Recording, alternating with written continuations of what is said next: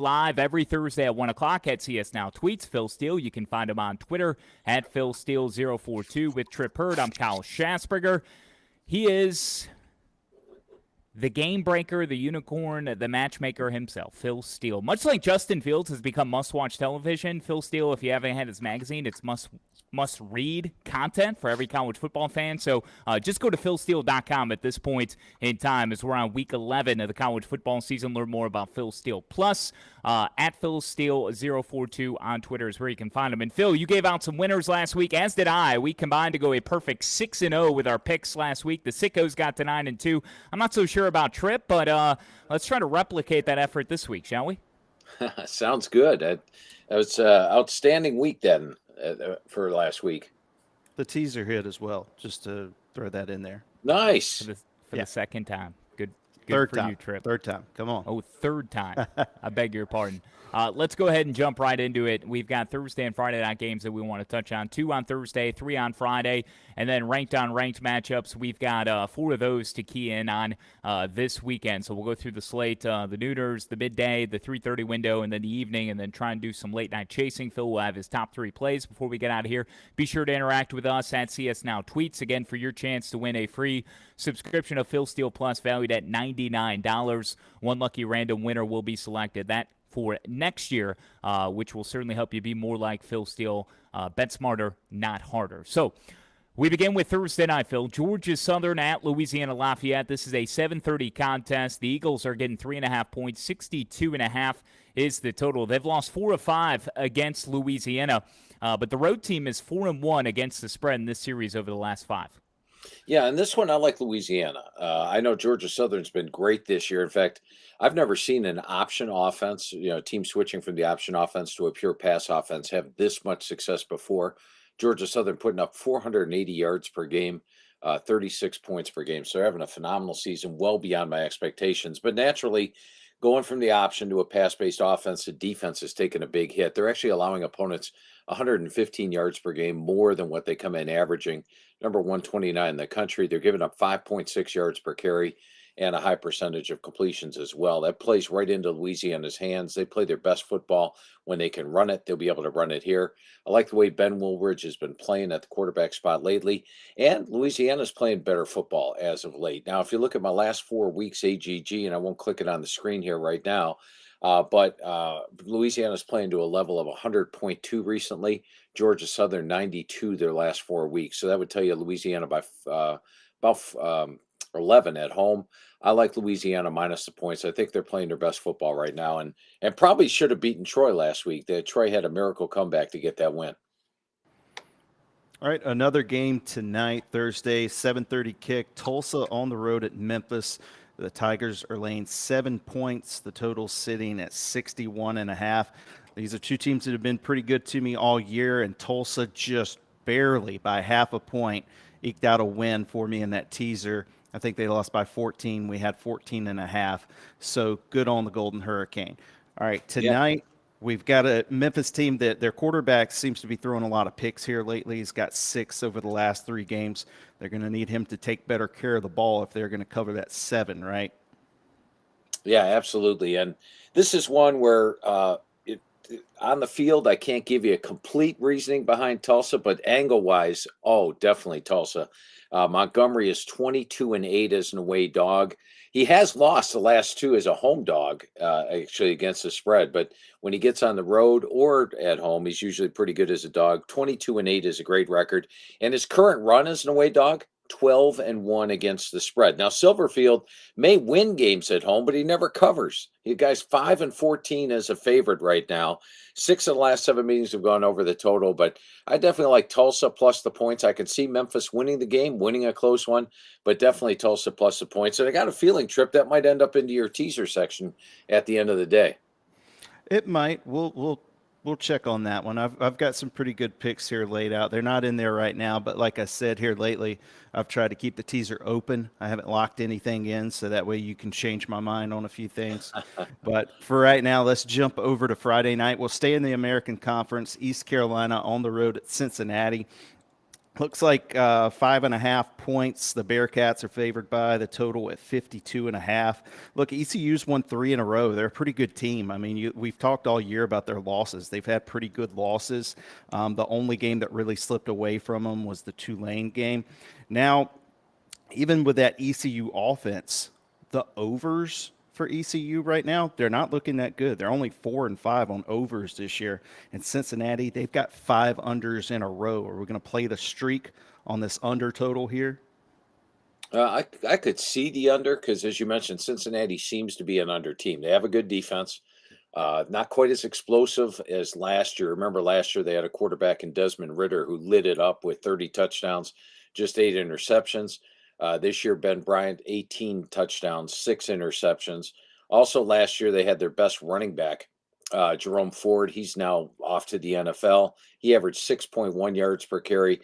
McClellan's got 727 yards. With East Carolina, that's a team I definitely like. I was hoping to get a few more points here. I thought we'd be getting about 7. Spread's a little under what I thought it was. But this is an East Carolina team that should have beaten NC State in the opener. They missed the extra point, missed the field goal, had a tough loss against Navy by 3, and playing really good football. They can run the ball with Keaton Mitchell as well as Rajah Harris, or with Marlon Gunn, who's taken over for Rajah Harris, and then Holt Naylor's the quarterback, hitting 70% with an 18-5 ratio. So I think East Carolina's playing good on both sides of the ball. I like the Pirates plus the points and a possible upset there. Yeah, I really love Holt Naylor's and what he's finally turned into. Heck, he's been the starter for what seems like 5 years. It seems like he's been there forever. And I think if one thing's for certain, the CCU team isn't going to lose to Cincinnati. If they do lose in the fashion they have the past couple of years, COVID years, 55-17, 35-13 last year. Pirates have lost 4 straight on a Friday night. ECU catching 5. I'm kind of leaning the Pirates there. Also on Friday night, 9:30, not 10:30. For those that like to throw shade on the Pac-12, not playing early enough. At least it's a 9:30 start for a Heisman Trophy candidate in Caleb Williams and USC hosting Colorado. Massive line. This is the second biggest line behind the 40.5 Ohio State is favored by at home against Indiana. But the Trojans given 34.5, 66 is the total, Phil. Any value here at all? Jordan Addison, Mario Williams, I know, did practice this week. I think they're a game-time decision to return to the lineup for Lincoln Riley. Yeah, I don't see any value in this one. If you look at USC, they can easily get the cover. If you look at Colorado's 4 road games this year, they lost by 31 at Air Force. They lost by 42 at Minnesota. They lost by 33 at Oregon State, and they lost by 23 at Arizona. They're 0-4 against the spread on the road, losing by 32 points per game, which is why the spread's up there. For USC, they can win this one by that amount, but they've got a pretty big game on deck against UCLA. They've got to get those receivers healthy. I don't expect to see them playing the entire game. Let's get healthy and ready for that huge game against UCLA next week. So I'm staying away from that one. All right, and the late kick on Friday night, we've got Fresno State, another team from last week's teaser. They took care of business against Hawaii. They're on the road at UNLV this week. At first glance, I thought this was a little bit of a fishy line. They're only favored by 9.5 against a UNLV team that really hasn't done anything in a month or so. I think their last really impressive performance was when they blew out North Texas. That might have been all the way back in September. What do you see in this one, Phil? Yeah, and this is one where the individual stats really come into play when you look at the two teams. So let's click on Fresno. And once again, we have the individual stats on Phil Steele Plus for this year, updated every single week. We've got them for past years as well. You can just click on them. If you want to know how a quarterback did against a team previous year, you're looking for fantasy football, use that. But in this case, let's click on the individual player stats, and you see the story of Fresno this year. Jay Kaner was the starting quarterback, explosive offense, took Oregon State to the wire, got injured against USC, did not play 1, 2, 3, 4 games, came back, was a little rusty against San Diego State, did score in the final 2 drives in the last minute and a half to pull out that win. And then last week, look at that, 337 yards, 4 touchdowns. Fresno's offense is back in sync. And the same thing with UNLV, though. Let's click on their individual player stats here. And when you look at the individual player stats, you could see that Doug Brumfield was their starting quarterback the first 5 games. They were playing really good. Brumfield went out with injury against San Jose, Air Force, Notre Dame, did return last week against San Diego State, and they played San Diego State tough. The 3 games Brumfield didn't play, they lost badly to San Jose, Air Force, Notre Dame, didn't cover any of those games.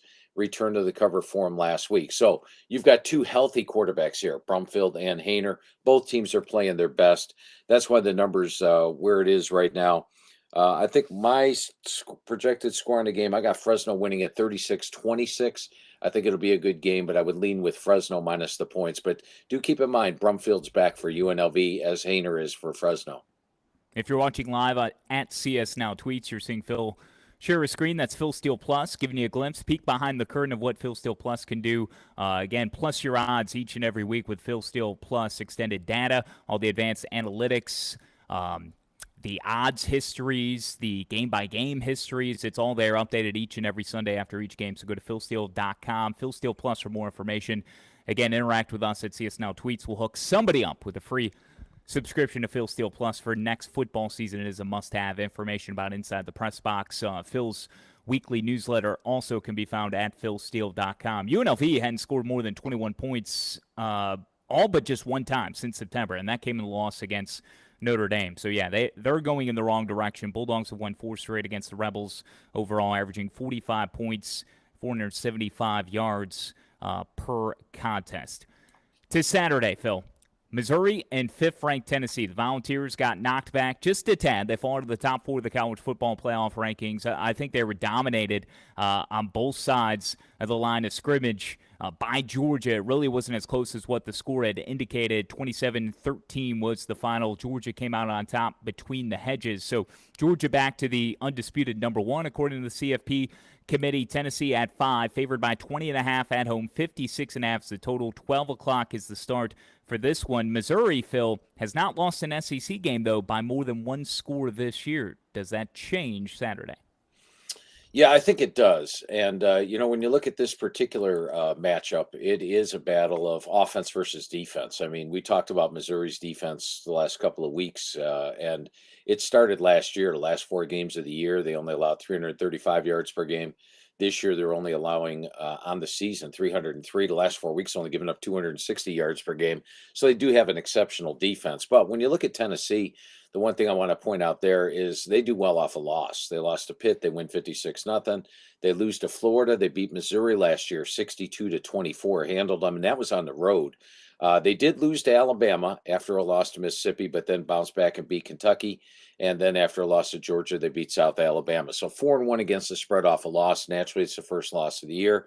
You got to expect that defense going to get rolling at home. And I was disappointed with Missouri's offense last week. I thought only 232 yards against Kentucky, 12 first downs.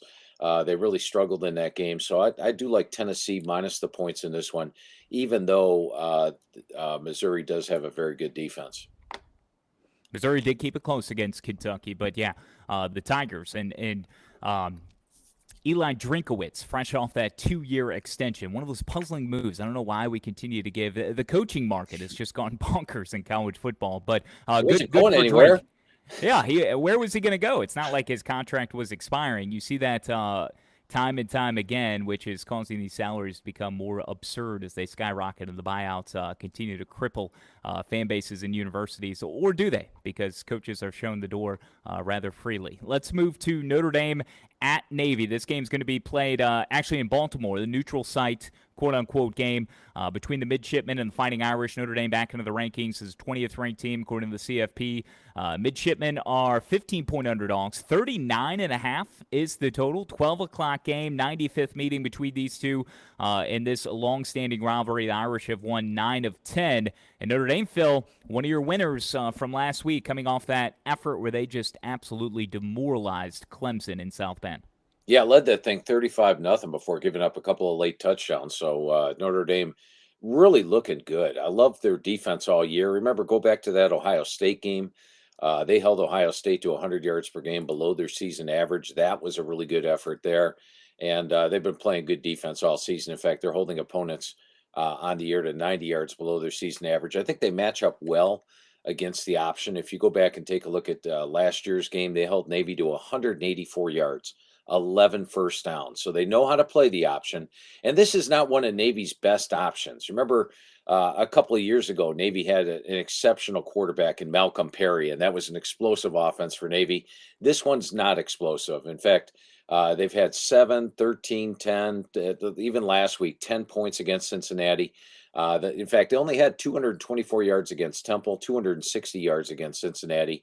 I think Notre Dame has close to shutting them out. The reason the total's low. Now, Navy's got a good run defense, but of course, they're not taking on teams like Notre Dame. I feel I'm on the Joe Moore Award committee, and we're actually voting on our semifinalists for the Joe Moore Award.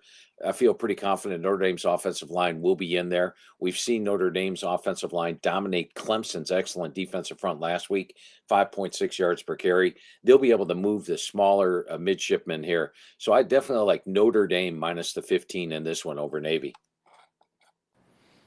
All right, from a game with a total of 39.5, let's jump to one with a little more tempo. Oklahoma at West Virginia. Looks like the Sooners are laying 6 points with a total of 67. So we're going to see some more points in Morgantown this weekend. Look, I'll just preface this. I don't have any interest in betting either one of these teams because they burn me every single time I've taken either one of them this year. So I'm staying away from it. But the Sooners, they've lost 4 out of 6, but they've dominated this series with West Virginia since West Virginia's been in the Big 12. I know West Virginia is a different team at home, but is that enough to make you lean towards them this week, Phil? I'm not wild about this game. I would probably lean with Oklahoma based on the series, as you mentioned. If you click here on Phil Steele Plus, you just come down here to click on the opponent.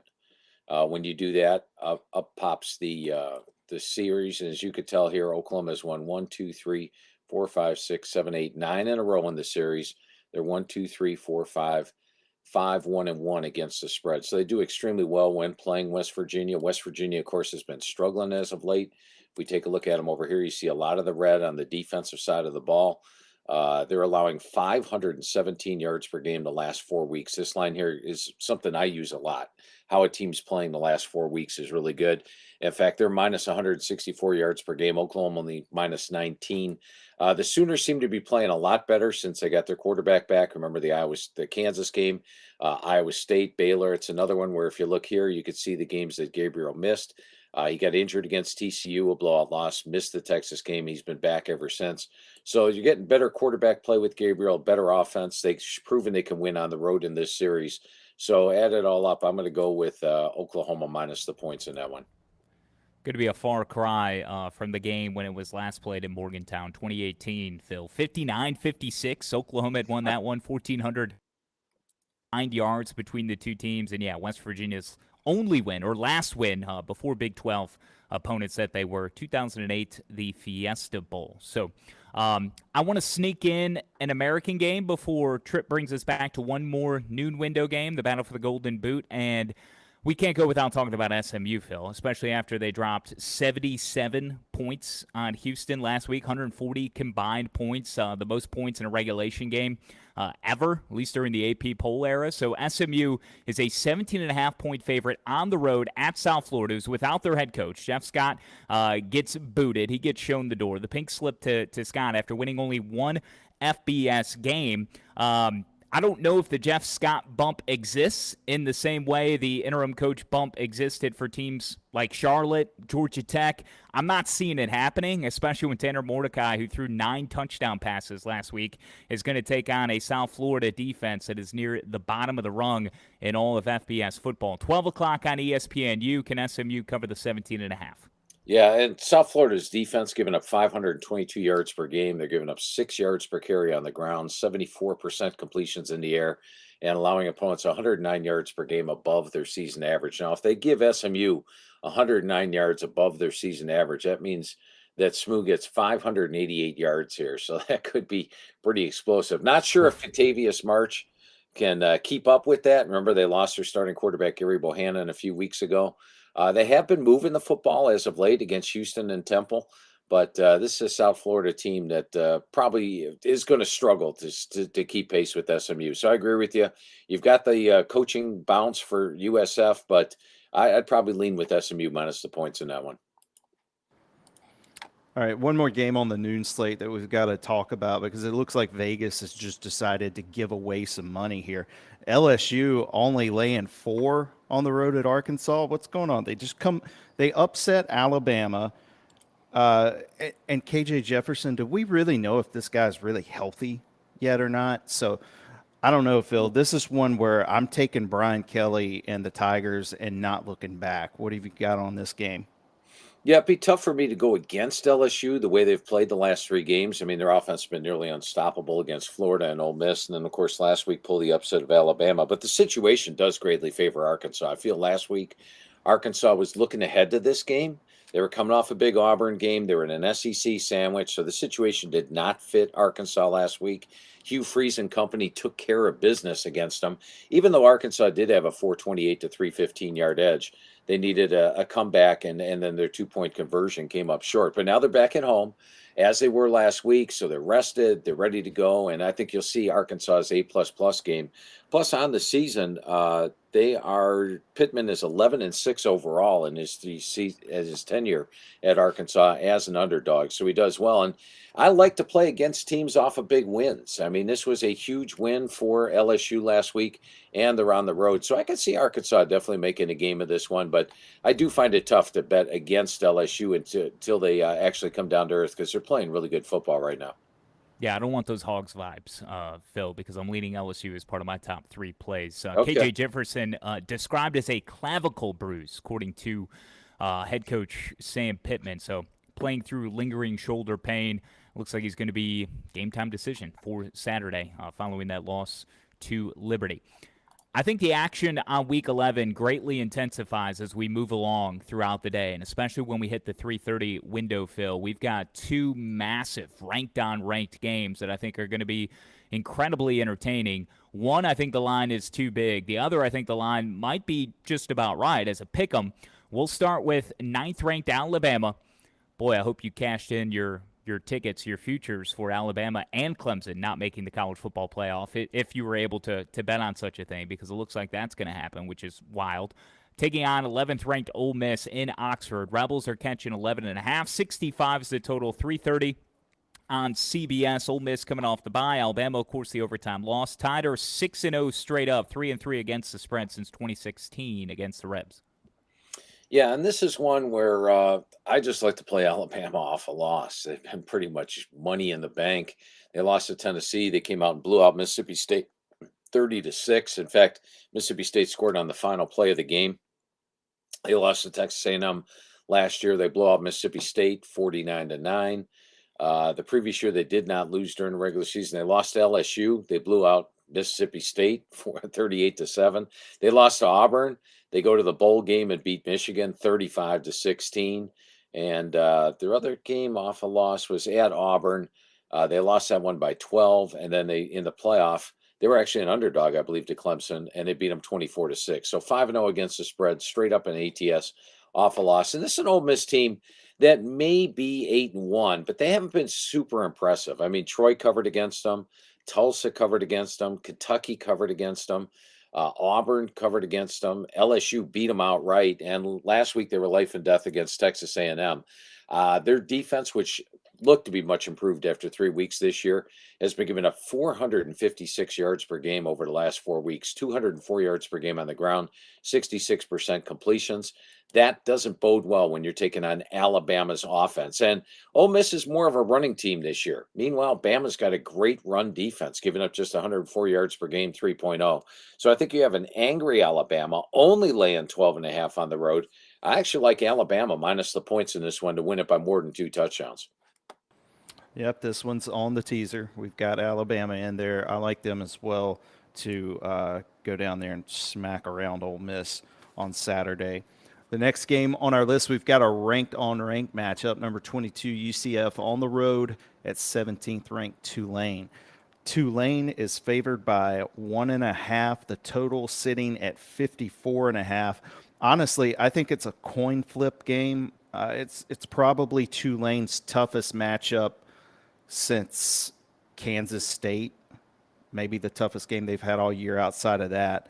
But I am leaning towards the under in this game. I think UCF has been a pretty good under team this year, and Tulane, pretty stout defense. I think it's a good spot for the under. What's your total there, Trip? I heard you say 50, it, but I didn't catch it. 54.5.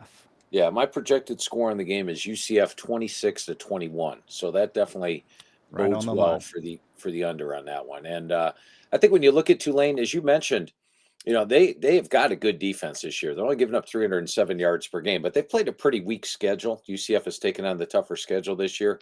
They won the big showdown game against Cincinnati. They've also played Louisville this season. They played SMU's high flying offense, remember? And I still feel UCF is the best team in the American Conference. And I do expect John Rice Plumlee back this week, which would be a big plus. If he's not, Mikey Keene has looked well. They've got the run game. They're averaging 239 yards per game, 5.3 yards per carry. I think they'll be able to move it. If Plumlee's back or Keene, they'll be able to throw the football. And defensively, they're strong as well. I just think they're better, battle tested. And to me, they're the best team in the American Conference. So I'm going to go with UCF to pull the upset here. It's not a big upset with where the line is, but I like UCF plus the points. And I do like the under. I agree with you, Tripp.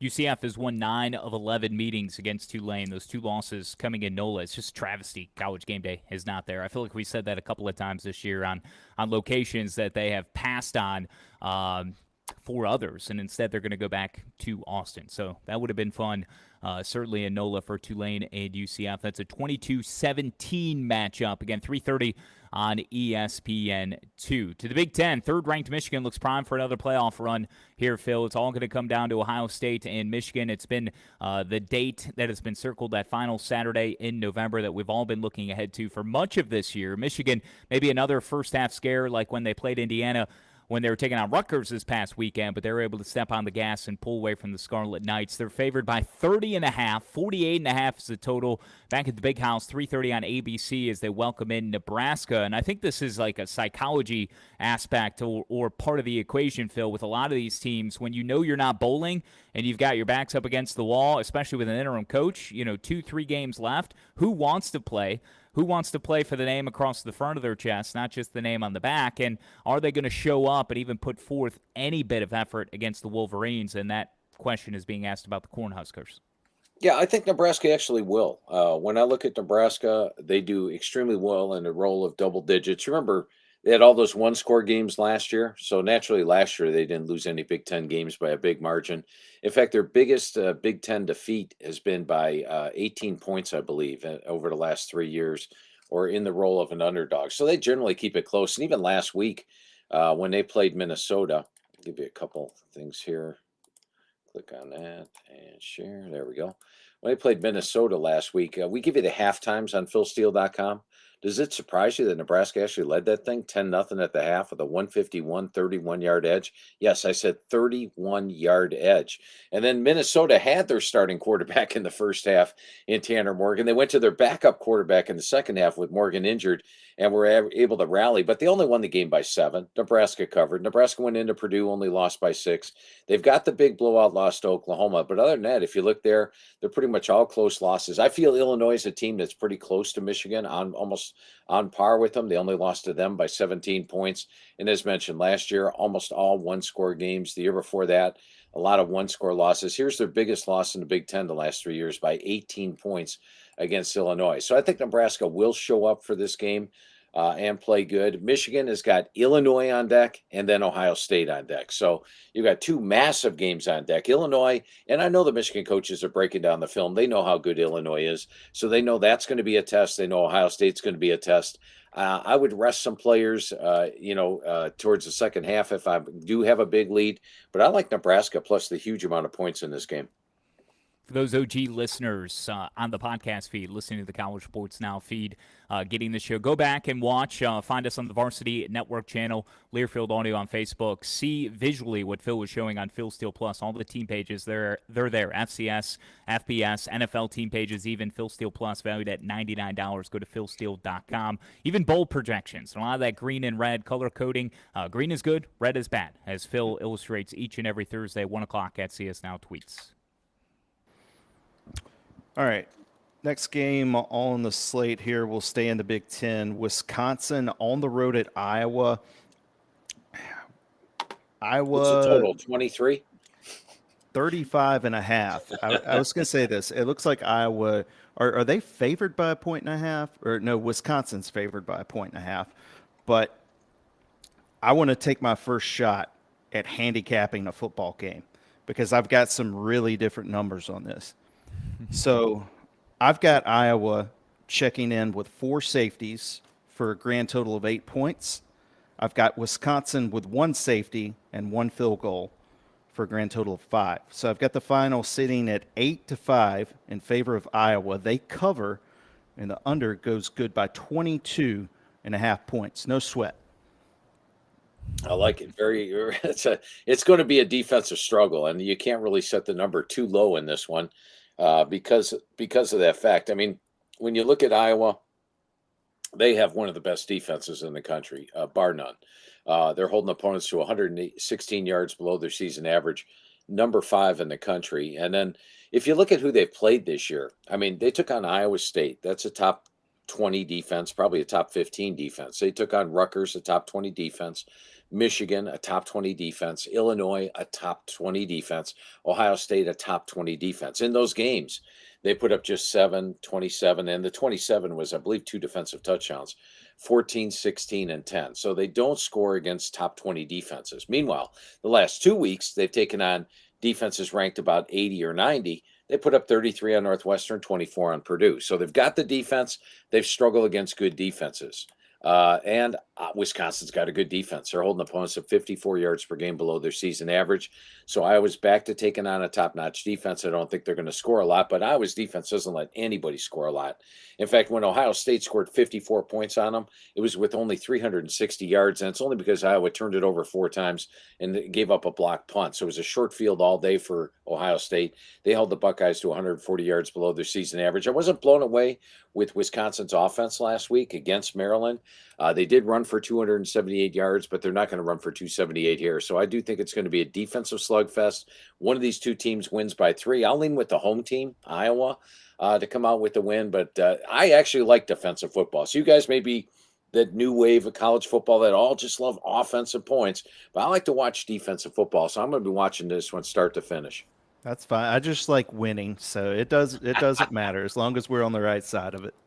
Trip, I can't believe you didn't have like a punt block return for a touchdown as part of the formula, the handicap. You'd still come in on the under. Just pick a side. I mean, you've got to factor one of those in. Come on. I'm sticking with 8-5. That's my final call. To a game that I have no idea how to begin to handicap or how to place it. That's Louisville's won 3 in a row, going to Death Valley to take on Clemson. 3:30. Tigers are favored by 7 off that horrific loss. I only say horrific just as a Notre Dame backer, just the style of which the Tigers went down. I think Dabo Swinney had said it was the most disappointing he had felt after a loss as the head coach of the Tigers. They are favored by 7 at home. And, yeah, the way Notre Dame manhandled Clemson worries me. Thinks Clemson's in a spot where they're bound to get right. However, the quarterback position, the confidence, I just think it's lacking so much. And Louisville is feeling themselves, Phil, in a way where they forced 8 turnovers against Wake Forest. Then they get a win over James Madison where a lot of people wrote the Cardinals off. People have been writing Scott Satterfield off all season, it seems, and Louisville just continues to win. Yeah, and you go back to their losses this year. I mean, the Syracuse game, there's no explanation. They probably came in reading the press clippings, thought they were a really, really good team, and got overwhelmed by that Syracuse home crowd, which has been fantastic this year. The Florida State game, as you can see, they led that thing 21-14 at the half with a 290 to 217-yard edge. Maybe they relaxed when Florida State went to the backup quarterback, but somehow Florida State came back and won it. And the Boston College game, they lost their quarterback, Malik Cunningham, in the 4th quarter, and Brock Doman came in. Let me show you the individual stats there. And Doman comes into that game against Boston College, hits 1 of 8 passes for 19 yards. Now, he's been better in relief since then, but he was horrific in relief then, and that allowed BC to come out with the win. But look at the last 4 weeks right here. And we highlight it down here. They've won by 20 points per game. They're outgaining opponents by 106 yards per game. Their defense is holding opponents to 115 yards below their season average, and they're putting up 82 above. They're playing really good football right now. The shocking stat to me in this game, if you would have told me this before the year, I would have said you're crazy. We all know Clemson has my number 1 rated defensive line in the magazine. They've got so much talent there. These guys are all going to be in the NFL. They're deep. They go about 3 deep on the D-line with all these studs. They have 23 sacks this year. And Kyle's pointed it out before, red and green. This number is black, which means it's not great, but it's not bad. It's a good number, 29. Look at Louisville, 32 sacks this year, 12.4%. These guys are getting after the quarterback more than Clemson's getting after the quarterback. Now, I like to play on good teams off a loss, especially at home, but I think Louisville's playing better form right now. If you look at the last 4 weeks, Clemson's playing to a level of 110. Louisville's playing to a level of 116. So let's give Clemson a 5-point home field edge. That still says Louisville by 1. I'll take the points with Louisville, and Malik Cunningham seems to be getting healthier each week. He was able to rest a little bit. He didn't run as much last week. I think you're going to see them unleash Malik Cunningham in this game. I like the Cardinals plus the points. Xavier Thomas is done for the year. Clemson star, defensive lineman who missed the first 5 games because of a foot injury and surgery, came back, played against BC, had 2 sacks in 6 snaps, but again, re-aggravated that. Dabo Sweeney said on his radio show earlier this week they're going to shut Thomas down. All right, one more game before we get to the night slate. We've got Army on the road at Troy. Phil, if you like low-scoring games, this might be another one. I think this is another good spot for an under. Troy is favored by 9.5. The total is 46.5. I think the under's in play here just because, I mean, look at last week with the Service Academy under that hit again for like the 80th time in a row.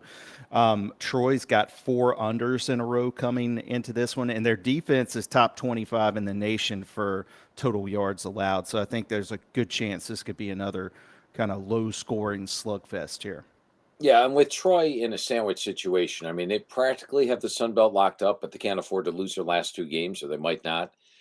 So they're in a Sun Belt sandwich. They're playing the option of Army. Now, as we've talked about, and we talked about in depth last week, one of the ways to stop the option, the reason that the military games go under, is the familiarity with defending the option. You're playing an option team against an option team. Does Troy have that familiarity? Well, how about this? Troy's defensive line coach, Eric McDaniel, coached at Army. Their defensive coordinator, Sheil Wood, was the co-DC at Army last year in 2021 and the linebacker coach in 2020. He was also the defense coordinator at Wofford, which ran the option, and coached at Georgia Tech under Paul Johnson. Does this defense know how to defend the option? My answer would be yes. Is it a good defense? Oh, it's a really good defense. They're holding opponents to 91 yards per game below their season average, number 11 in the country. Army's offense is not explosive this year. They have put some points on the board against weak teams like Colgate, ULM, Villanova. But when they take on really good teams, they don't score. Troy's offense is not overwhelming. And in fact, I think if you talk to Coach Summerall, he's playing it the way he wants to play it, which is our defense is going to win us the game. Let's not make mistakes on offense. They had 17 against Texas State, 10 against South Alabama, and even last week needed a late rally to come out with 23 against Louisiana. So I agree with you 100% there, Tripp. This game's an under game. That's your best play here. Let's go to the night slate. Let's have some fun in primetime, the evening thrill session. And we're going to see 3 of the top 7 Heisman candidates all in action during the 7 o'clock hour in the form of Bo Nix, Drake May, and even Stetson Bennett IV. The mailman will start there. Top-ranked Georgia on the road at Mississippi State. Bulldogs given 16.5, 53.5 is the total. 7 o'clock on ESPN. Phil, before the year started, because you know I was all about Mississippi State. I took the over train on their season win total. I hit there. But I circled this game in particular as what I felt, not knowing what Tennessee was to become, although it's hard for anybody to have seen what the Volunteers have come. But I thought Mike Leach and Mississippi State might pose the biggest threat to Georgia here week 11. Do you feel like the Bulldogs can hang with the Bulldogs from Athens? You know, it seems like a really bad situation for Georgia coming off that massive game against Tennessee going on the road. But I have to be honest with you, Kyle. When I look at Mississippi State's offense, it can be stopped. And I put this up here. You go back to the LSU game. They had 184 yards in the first half, which you can see down here with the little cursor. For the rest of the game, they only had 105 yards. They were shut down in the second half by LSU. When they played Kentucky, they only had 225 yards in that game. 13 first downs. They were shut down. Alabama shut them down. They scored a touchdown on the last play of the game. So they're an offense that can be shut down. Georgia is a defense that can shut people down. They're number 1 in the country. They're holding opponents to 154 yards per game below their season average. And so it's a defense that I think matches up well with Mississippi State. They did not play last year, so we don't have anything to go take a look at there. and I don't think they've played since Leach has taken over. I'll take a quick look at this. Last meeting was 2020. They did play them. That was in Leach's first year.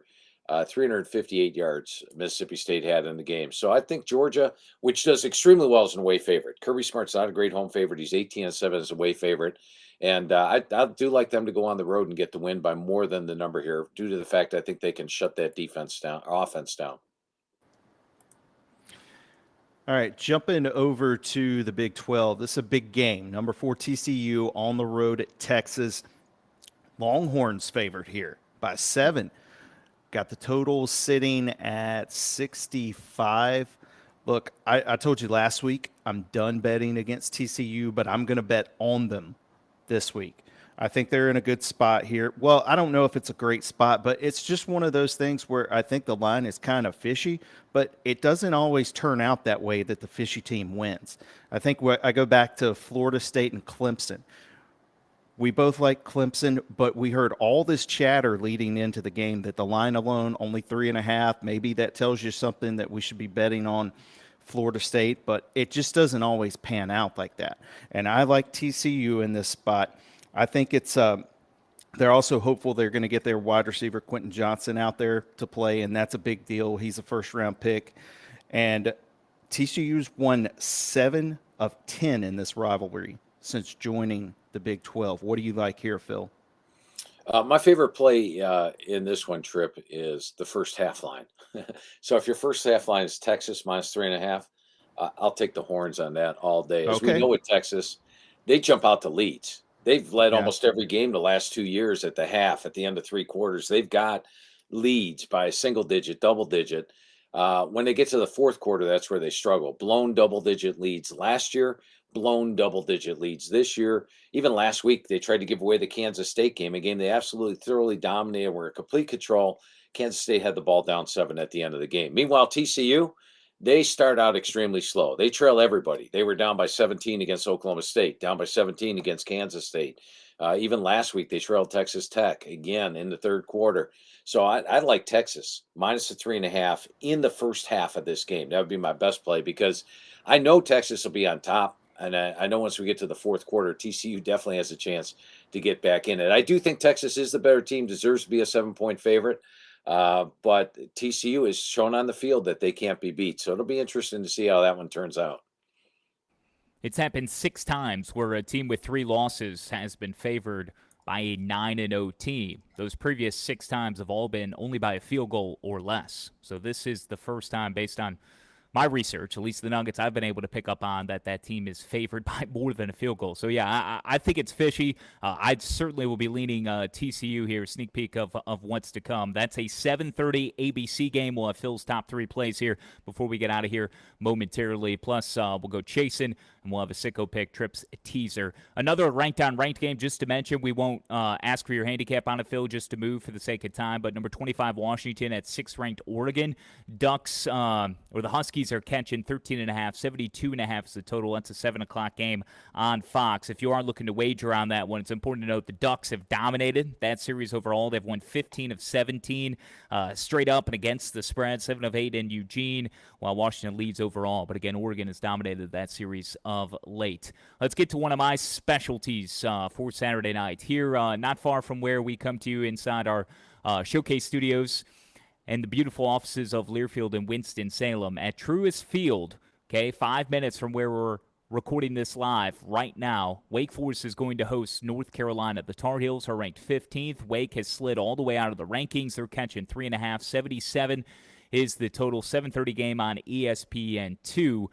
I like North Carolina here as a 3.5-point dog, Phil. Can they be perfect against the Deacs and send Dave Clawson and Wake Forest to a 3rd straight loss? Yeah, and this just highlights what Tripp was saying about or what Kyle was saying about the Oregon-Washington game. As you can see, Oregon absolutely dominates the series. In fact, they're 13-0 straight up and against the spread when favored in the series. So that's a pretty good number there.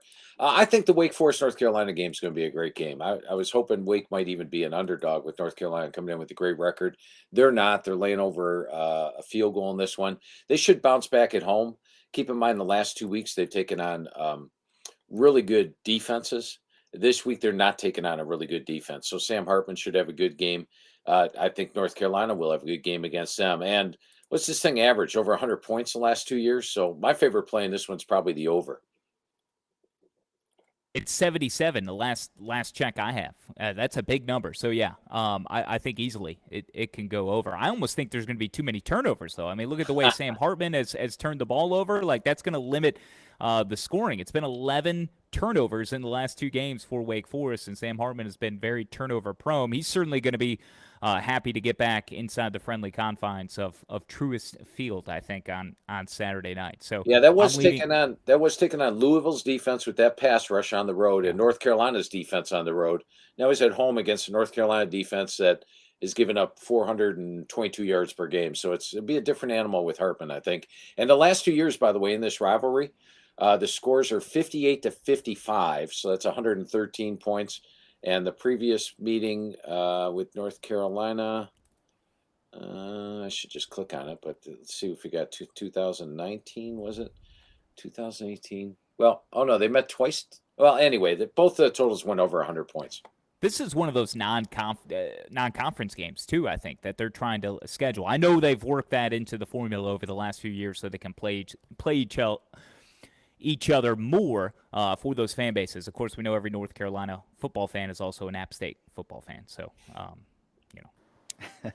This one is a conference game. Okay, all right. I can't keep up with it. They go back and forth now just to play each other more. Well, look, guys, if you want to take the over in this game, but you're worried about just, that big 77 number, all you got to do is tease it like I'm going to do because that one's in there this week. But staying in the ACC, we'll get to one more game here. Florida State on the road at Syracuse, 2-6-3 teams kind of going in opposite directions right now. Florida State's looked great the last 2 weeks, and right now for Syracuse, the quarterback, Garrett Schrader, he's questionable. If they have to trot out Carlos Del Rio Wilson again, I would probably lean towards wanting the Noles right now. It looks like they're favored by 7.5. Total sitting at 50.5, 51. Maybe a lower scoring game here, but I'm leaning towards Florida State. Yeah, I think it'll be a lower scoring game, and I think when you look at Syracuse, you can look at the fact that Sean Tucker just hasn't been Sean Tucker as of late. Let's take a quick look at Sean Tucker and how he's done this season. And as you see here, he had 18 carries for 42 yards against Purdue. 21 carries for 60 yards against Virginia, 14 for 98 against NC State, 54 yards against Clemson, 60 against Notre Dame, and last week 10 carries for 19 yards. So Sean Tucker is not last year's Sean Tucker. And as you mentioned, Schrader missed last week. It was Carlos Del Rio Wilson, and they struggled against Pitt. And this is a team that I think does play a lot better at home. They're carrier. Well, it's not the Carrier Dome anymore. It's whatever they call it nowadays, JMA Dome. JMA Wireless. Yeah, but they are very loud at home, and if they can recapture that crowd off of 3 losses like they've had, then Florida State may have a little bit of trouble with snap counts, things like that. But I do think Florida State's playing much better football right now. In fact, they're playing to an average game grade of 118.0 the last 4 weeks. Syracuse just at 102 level the last 4 weeks.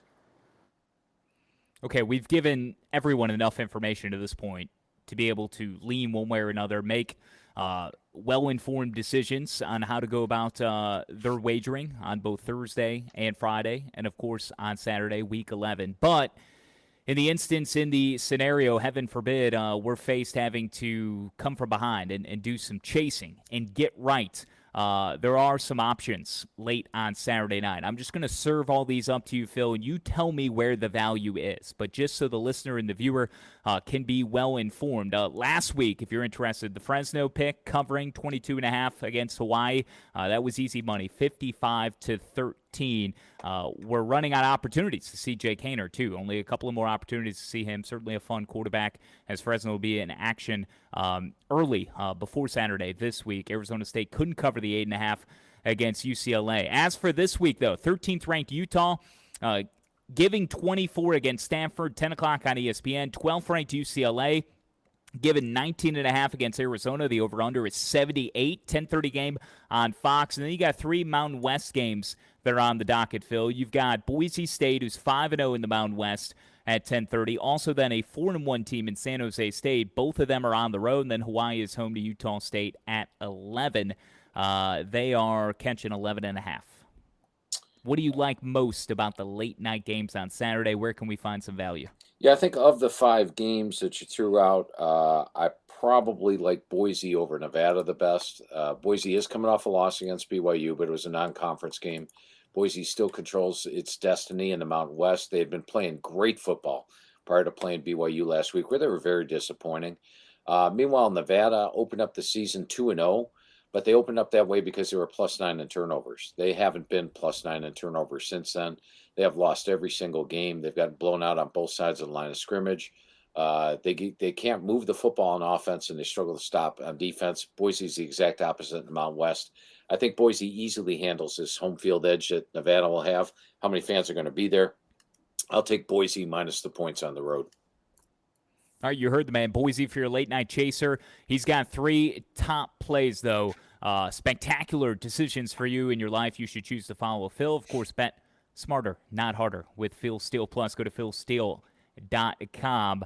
At Phil Steele 042 is where you can follow him all weekend. So, Phil, you gave out winners. Notre Dame +4, Iowa State -7 among the winners this past weekend. I went 3-0 myself. What do you got for us lined up for Week 11? Well, 2 of the games we've talked about already. I do like Alabama minus the points over Mississippi. I think Alabama off a loss is a no-brainer, and Ole Miss has not impressed me. They have a great record, but it's done against a soft schedule.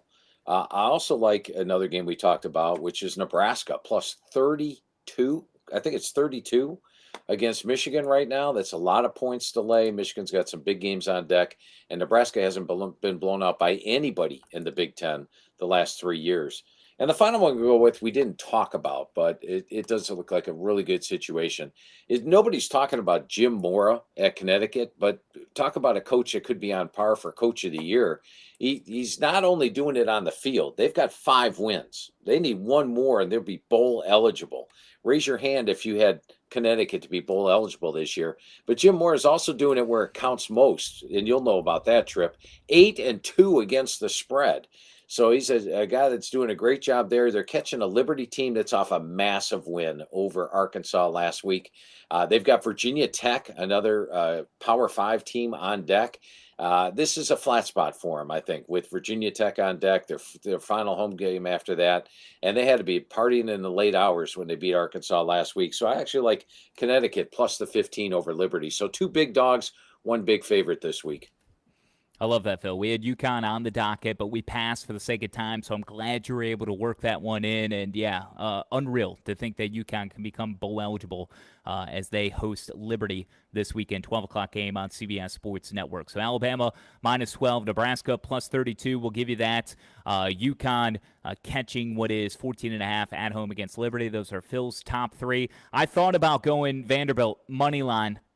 I thought about it against Kentucky, but I think Vanderbilt's inability to sack the quarterback is going to allow Kentucky and Will Levis find himself back into the first round of NFL draft boards this weekend. So, and Vandy is terrible in defending the pass. So it's 17, 18 points. I'm going to stay away from that. So I'm going to go with my gut here. Contrarian also going against you, Phil. I'm taking North Carolina. That is my underdog pick of the weekend. 3.5-point underdog at Wake Forest. Give me North Carolina. Also thought about taking the under additionally, but after you were rattling off all those previous scores, that was just reminding me of all of the points the last couple of years, and I'd hate to hitch my wagon to that. But give me North Carolina. 3.5-point underdog. SMU, I'm taking them on the road at South Florida. There's no way that offense just doesn't continue to roll against South Florida, who's fired Jeff Scott this past weekend. 77-63 winners over Houston. Last week, they covered the 17.5. The Bulls have the 3rd worst scoring defense. They're 85th in offense. They've given up 141 points over the last 3 games. So SMU is the last team they'll want to see this weekend. And then LSU +4, another contrarian pick against you, Phil. I like them.